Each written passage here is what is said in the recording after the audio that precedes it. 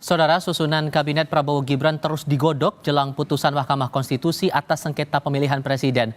Nantinya Kabinet Prabowo Gibran mengutamakan keahlian dan pemahaman untuk mengisi posisi menteri. Sekjen Partai Gerindra sekaligus Wakil Ketua TKN Prabowo Gibran Ahmad Muzani mengatakan salah satu kriteria Menteri Kabinet Prabowo adalah orang yang paham dan setuju dengan program yang selama ini dikampanyekan. Menurut Muzani, kesamaan tujuan dan keahlian di bidang yang akan dijabat sangat penting sebagai seorang pembantu presiden. Meski sudah ada sejumlah nama yang direkomendasikan dari partai-partai politik Koalisi Indonesia Maju, Muzani masih enggan menyebut nama-nama itu. Dia akan melaksanakan program kerja dari kebijakan presiden, bukan kebijakan menteri. Kebijakan menteri akan sebagai elaborasi atau penerjemahan dari kebijakan presiden. Maka sebagai sebuah syarat bahwa pembantu presiden harus menyetujui program presiden adalah sesuatu yang menjadi keharusan. Prabowo lebih tahu berapa jumlah yang akan diberikan ke Partai Gerindra. Belum ada angka pasti, belum ada posisi yang pasti.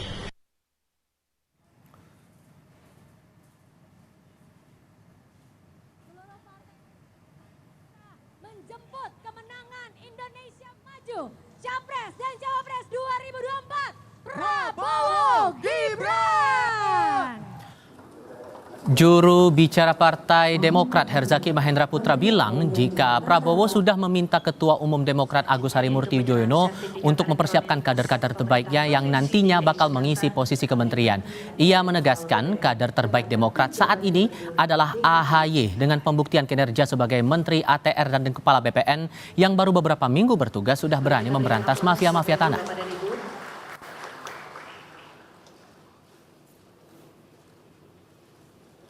Presiden terpilih ke-8 Pak Prabowo Subianto memang sudah meminta kepada Mas AHY untuk menyiapkan kader-kader terbaik Partai Demokrat untuk membantu beliau mengisi pos-pos di kabinet agar bagaimana pembangunan ke depan 2024 sampai dengan 2029 itu benar-benar bisa menjalankan visi misi program yang bermanfaat untuk masyarakat, bangsa dan negara sesuai dengan janji Pak Prabowo dan kami semua.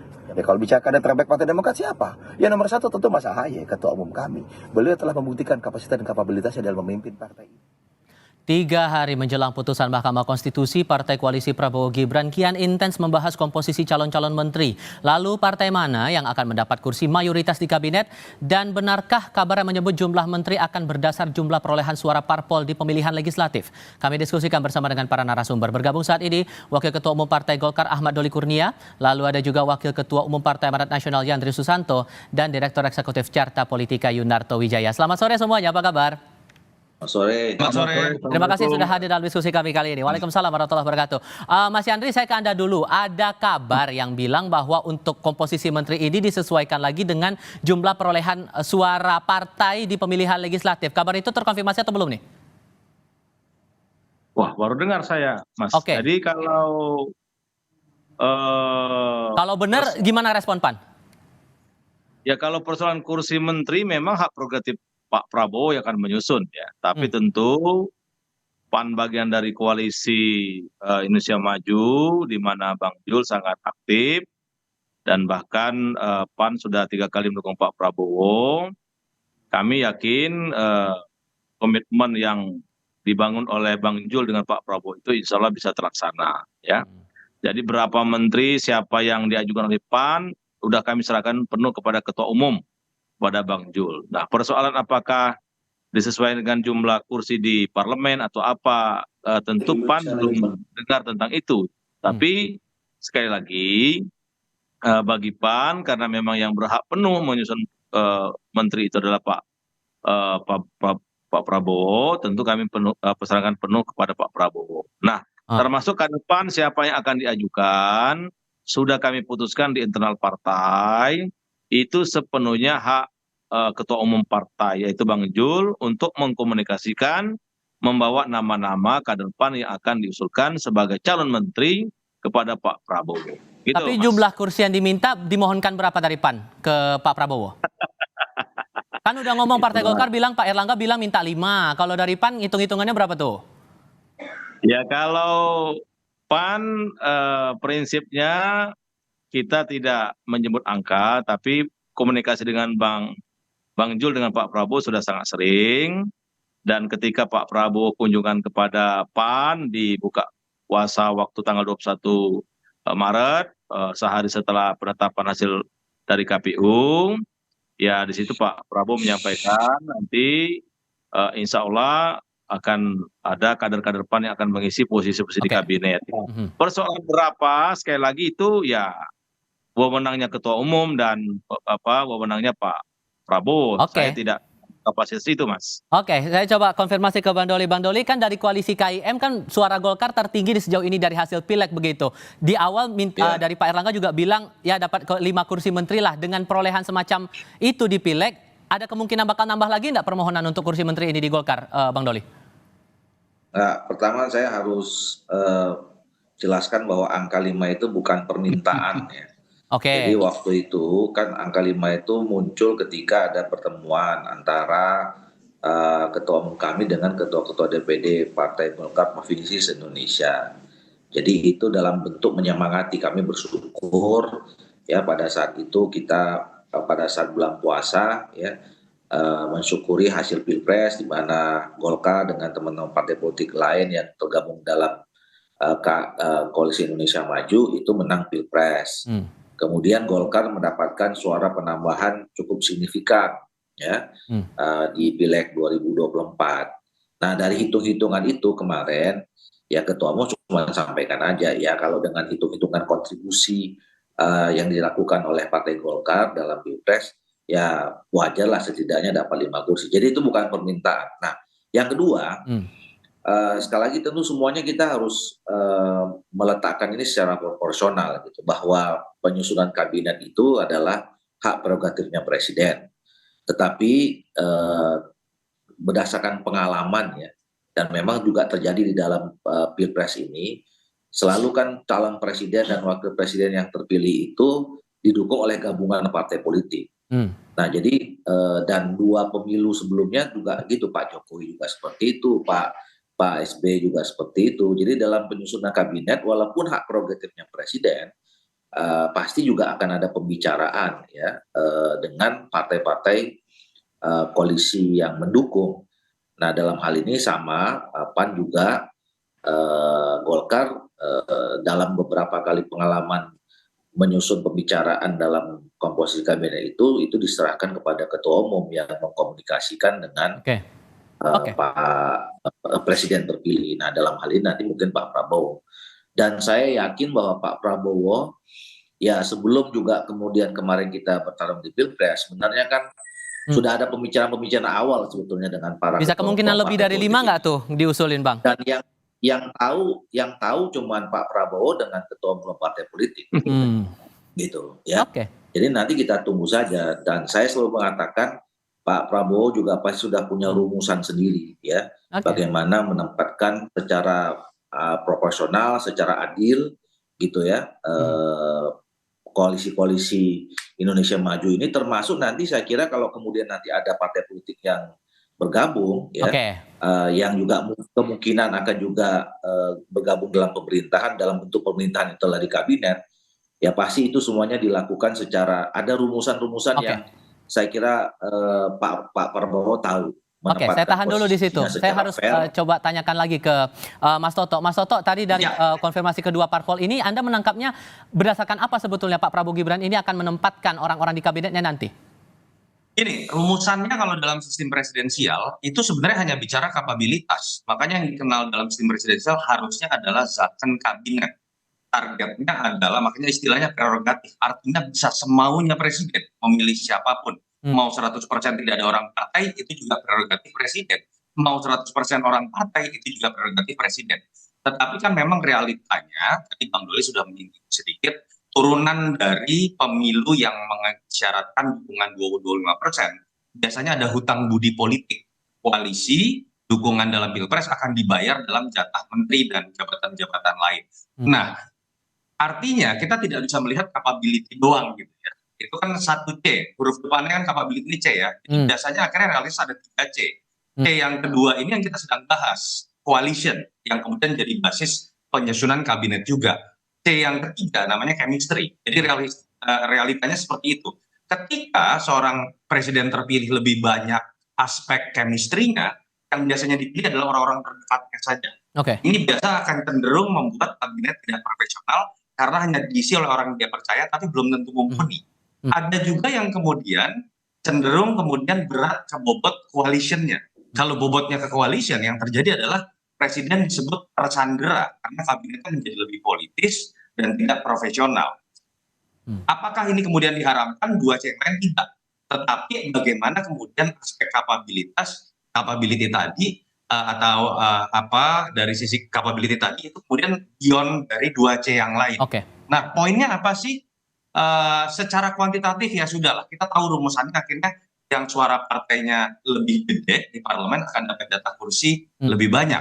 Tapi itu kan juga nanti masih menunggu loh. Oke. Apakah dalam 7 bulan ke depan ada partai lain yang masuk? Kalau PDI masuk, jatah partai yang sudah jungkir balik mungkin akan berkurang. Oke, saya tahan Dan dulu itu di yang situ menurut Mas Toto, saya- sorry. Tapi pertanyaannya juga begini, kalaupun kemudian ini menjadi hak prerogatifnya seorang presiden, apakah perlu bagi Pak Prabowo ini harus berkonsultasi dulu dengan semua partai politik untuk mendiskusikan komposisi menteri dan berapa jatah untuk tiap partai politik ini? Nah, Tapi jawabnya tadi nanti. saya sudah- Sorry, saya harus potong dulu Oke, di situ. silakan. Kita harus jeda sebentar. Kami segera kembali. Mas Toto, melanjutkan pertanyaan saya sebelumnya. Betul bahwa ada hak prerogatif dari seorang presiden untuk menyusun kabinet Yes. itu, tapi apakah ada kewajiban harus konsultasi dulu dengan semua partai-partai koalisi soal komposisi kabinet ini menurut Anda? Gini, faktanya bayaran dari dukungan pada Pilpres itu jatah menteri. Artinya pasti terjadi balas budi, terjadi konsultasi. Tapi yang penting kan adalah bagaimana membatasi prerogatif presiden itu tidak kemudian menjadi tereliminir. Caranya apa? Capability tadi ditempatkan di atas. Artinya konsultasi boleh, tapi jangan kemudian serahkan cek kosong pada partai-partai. Kenapa? Saya melihat logika yang dimiliki oleh ketua umum, tadi sudah dibahas oleh kedua senior saya, seringkali mungkin berbeda dengan kebutuhan seorang presiden. Presiden tanggung jawabnya adalah KPI dari target-target kerja politik sesuai dengan janji kampanye. Artinya dia harus mencari yang mumpuni. Logika yang dibangun oleh ketua umum seringkali itu bukan tentang kapabilitas, tapi berbicara mengenai siapa yang paling senior di partai saya, siapa yang paling dekat dengan saya sebagai ketua umum, sehingga jatah menteri adalah jatah dia. Dan itu seringkali tidak kompatibel dengan kebutuhan seorang presiden. Tantangannya menurut saya di situ, bagaimana kemudian jatah jumlah disesuaikan dengan jumlah jumlah dukungan di kursi di parlemen. Tapi secara kualitatif boleh saja loh seorang presiden dikasih 5 nama nih oleh Golkar kah, oleh PAN kah, tapi tiba-tiba misalnya presiden ekstrim bilang, kayaknya 5-5-nya nggak cocok, menurut saya bisa nggak kasih nama baru, sesuai dengan pos-pos yang saya butuhkan. Dialog itu yang menurut saya dibutuhkan, sehingga kemudian publik walaupun melihat terjadi politik dagang sapi, politik balas budi, tapi kemudian dijawab oleh menteri-menteri yang berasal dari latar belakang parpol yang memang mumpuni. Tambahan yang lain kalau ingin berbicara mengenai image negatif dari politik dagang sapi ini adalah, saya ingat sekali tahun 2015, termasuk sering berdiskusi dengan Pak Jokowi tentang hal ini. Pak Jokowi dulu di periode pertama tuh pernah membuat sebuah gebrakan, kalau ada menteri dari parpol masuk menjadi sudah menjadi anggota kabinet, harusnya melepaskan diri dari kepengurusan, entah DPP atau apapun, sehingga bosnya satu, sehingga kemudian waktunya itu bisa penuh untuk kerja sebagai seorang anggota kabinet, tidak memiliki 2 bos dan kemudian punya waktu yang terbagi 2 antara pengurus partai dengan menjadi seorang menteri. Oke, dan sekarang juga dari Pak Prabowo masih ada upaya untuk merangkul begitu partai-partai di luar koalisi KIM, termasuk salah satunya adalah PDI Perjuangan. Nah, Mas Yandri, kalau kemudian nanti saat upaya untuk mengajak PDIP ini bergabung dan akhirnya diiakan begitu, diamini oleh PDIP, dan kemungkinan bisa jadi PDIP dapat jatah kursi, PAN rela atau enggak tuh? Ya nanti siapa yang diajak gabung di luar koalisi Indonesia Maju, sekali lagi itu sebagai presiden terpilih tentu kita serahkan kepada Pak Prabowo, ya siapa yang diajak, apa PDIP atau partai lain, ya kan. Terus ketika diajak apa yang akan diberikan kepada partai yang bergabung, itu juga hak prerogatif Pak Prabowo. Apapun yang diputuskan Pak Prabowo tentu kami akan menghormati sebagai bagian komitmen kami mendukung Pak Prabowo. Tapi gini, Mas, Pak Prabowo ini komunikasi sangat bagus, ya, dengan PAN sangat bagus. Ketika ada buka puasa bersama sangat lama betulnya kan. Kemudian waktu Lebaran juga Pak Prabowo datang. Beberapa kali saya mendampingi Bang Jul ketemu Pak Prabowo. Intinya komunikasi itu nggak ada sekat-sekatnya, dan beliau sangat baik komunikasi dengan parpol-parpol pendukung koalisi Indonesia Maju. Nah, persoalan nanti apakah ada partai politik di luar Koalisi Indonesia Maju yang bergabung, ya bagi PAN nggak ada masalah, kita welcome saja. Nggak Dan terusik ya Mas ya? ah, Nggak gimana Mas? terusik kalau kemudian nanti tahu-tahu bakal dapat jatah Iya, juga enggak kalau lah. kemudian bergabung. Iya, membangun bangsa ini kan nggak bisa sendiri, nggak bisa ego pribadi, nggak bisa ego partai. Kan kita ini ya merah putih lah. Kalau ada yang sama-sama mau membangun bangsa, kenapa tidak? Jadi PAN bagi PAN tidak ada problem lah.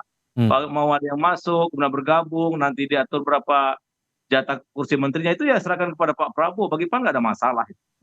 Oke. Kalau dari Golkar gimana kalau kemudian ada upaya Pak Prabowo buat ngerangkul PDIP dan kalau PDIP mengiyakan bisa jadi dapat jatah, merasa terusik nggak tuh Bang Doli? Sama sekali tidak, karena begini, kami dari awal ya mendukung Pak Prabowo ini kan juga punya reasoning yang cukup apa namanya kuat gitu dasari ya. Nah, dan kami mendukung sampai saat ini kan karena memang selalu Pak Prabowo ini kan selalu membawa isu soal atau narasi tentang persatuan, kesatuan, kebersamaan, sinergitas gitu loh. Dan kami juga memandang 5 tahun, 10 tahun ke depan ini ya dengan program yang sekarang sudah disusun sampai 320 kemarin sejak di BKN gitu ya, ada 17 program prioritas macam-macam itu. Itu memang menuntut adanya soliditas, harmonisasi antara elemen bangsa gitu. Jadi kalau kemudian semuanya apa namanya setidaknya membangun komunikasi lah ya. Saya kan selalu mengatakan kita sudah harus menganggap bahwa pilpres pileg kemarin sudah selesai. Kita tinggal memandang 5 tahun ke depan. Nah, dan ini harus dibangun komunikasi kebersamaan. Bahwa kemudian kebersamaan itu bentuknya ada yang di luar pemerintahan, ada yang di dalam pemerintahan, itu sama terhormatnya. Jadi kalaupun kemudian nanti misalnya disebutkan teman-teman PDIP ya, mau bergabung gitu, ya silakan aja. Dan itu memang relevan sesuai dengan apa yang sudah disampaikan oleh narasi besar yang disampaikan oleh Pak Prabowo. Gitu. Nah, tetapi kami juga yakin ya, tadi saya katakan bahwa Pak Prabowo ini sudah juga punya rumusan yang tentu apa namanya beliau tahu lah ya, beliau tahu mana teman-teman yang memang berjuang bersama-sama dari awal. Beliau juga menjadi pemimpin yang adil gitu ya, yang fair gitu. Nah, yang ketiga yang paling penting tadi disampaikan oleh Pak Toto ini bahwa mungkin memang kita berharap ya supaya memang nanti program-program pemerintahan ke depan ini bisa terimplementasi dengan baik ya. Kementerian atau kabinet ini memang terdiri dari orang-orang yang betul-betul capable gitu ya di bidangnya masing-masing, walaupun dia berasal dari partai politik ataupun tidak berasal dari partai politik. Ini yang paling penting gitu. Nah, saya kira kalau kemudian nanti ada pembicaraan intensif antara Pak Prabowo kemudian dengan ketua umum partai politik ya, dan kami yakin juga saya kira partai-partai atau ketua umum partai politik ini juga akan memberikan kader terbaiknya lah. Karena ini bicara tentang bangsa dan negara gitu ya, bukan hanya sekedar kepentingan partai politik masing-masing gitu. Untuk bisa bekerja membantu Pak Prabowo di kabinet. Nah, tadi kan sudah sempat saya singgung masalah parpol, utak-atiknya sedemikian ya Mas Toto. Tapi kalau untuk peluang relawan ikut bergabung dalam kabinet, misalnya Projo begitu, itu juga masih ada peluang ke sana atau tidak menurut Anda? Saya berharap tidak. Saya harus ngomong apa adanya ya. Konsekuensi politik secara realistis itu harus kita terima bahwa partai-partai itu kemudian mendapatkan jatah ya sudah. Itu turunan dari sistem pemilu yang kita bangun yang mengisyaratkan ada presidential threshold tadi. Tapi jangan bebani lagi kemudian presiden dengan ada jatah lain. Nanti ada jatah ormas lagi, ada jatah relawan. Belum lagi ada yang mengatakan jatah Jokowi. Jumlahnya udah habis sendiri hanya untuk bicara jatah. Padahal ada faktor kualitatif yang lebih besar. Jadi poin saya adalah batasi juga secara kuantitatif. Misal saya berharap tidak ada karena upaya ingin mempersatukan, merangkul semuanya, nanti Undang-Undang 39 2008 tentang Kementerian Negara bongkar. Hanya karena ingin melebarkan jumlah 34 menteri menjadi saya nggak tahu jadi 40, jadi 42, hanya karena kebutuhan itu. Karena yang dibutuhkan bangsa itu nggak bisa setelah Pilpres narasinya berhenti pada level persatuan saja. Tapi kita harus bicara mengenai kerja. Yang dibutuhkan oleh masyarakat bukan sekedar persatuan dan rekonsiliasi, tapi bicara mengenai kerja, apalagi dalam situasi geopolitik terbaru, target dan beban buat Prabowo Gibran ini jauh lebih berat. Jadi secara kuantitatif jangan ada perubahan dari Undang-Undang 39 2008. Yang kedua ada tradisi juga, minimal ada perimbangan yang berasal dari non-parpol, paling tidak setengahnya lah. Di luar itu baru kemudian ada ruang. Silahkan politik dagang sapi terjadi dengan tetap memperhatikan aspek kualitatif tadi, supaya kemudian mau latar belakangnya apapun, tapi kemudian memang mumpuni di bidangnya. Apakah kemudian kita sebagai pemilih dan sebagai warga bisa ngecek atau enggak? Simpel kok, bisa dilihat kuliahnya dulu apa, latar belakang kerjanya apa, kalau pernah menjadi pejabat apakah pernah punya keterkaitan dengan departemen yang akan dia pimpin. Dari situ Tapi akan peran kelihatan. Jokowi menurut Anda akan cukup besar untuk penyusunan kabinet ini? Dalam konteks memberikan masukan sebagai bagian dari keberlanjutan, saya pikir itu dibutuhkan. Tapi kalau dalam konteks Pak Jokowi malah kemudian ingin minta jatah juga, tanda kutip ya, kalau ya, seakan-akan seperti sebuah partai, seakan-akan menjadi sebuah blok politik Oke. sendiri, saya pikir itu malah akan menjadi beban buat presiden terpilih. Baik, Mas Toto, terima kasih. Mas Yandri, terima kasih. Bang Doli juga terima kasih. Sudah hadir dalam diskusi kami kali ini. Selamat sore semuanya. Senior Bang Yandri, Bang Doli.